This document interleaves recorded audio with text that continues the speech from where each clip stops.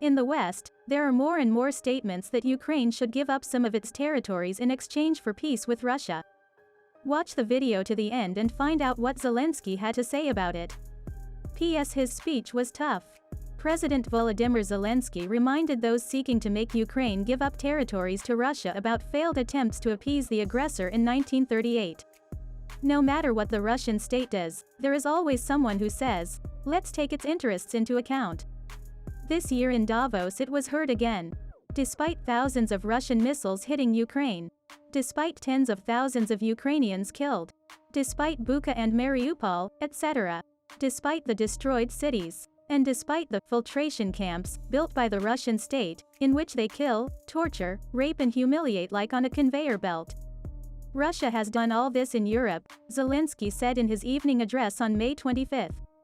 In this context, he mentioned the words by former U.S. Secretary of State Henry Kissinger, who said that a piece of Ukrainian territory should be given to Russia so that Russia would not be alienated from Europe.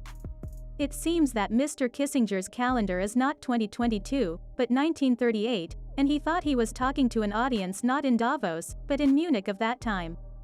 By the way, in the real year 1938, when Mr. Kissinger's family was fleeing Nazi Germany, he was 15 years old, and he understood everything perfectly. And nobody heard from him then that it was necessary to adapt to the Nazis instead of fleeing them or fighting them, the president stressed. Former U.S. Secretary of State Henry Kissinger said at the World Economic Forum in Davos that Ukraine should give up part of its territory to Russia and that the United States and the West should refrain from seeking a defeat for Russia. An editorial was published in the New York Times, the authors of which admitted that Ukraine would be forced to give up territories to Russia to end the war.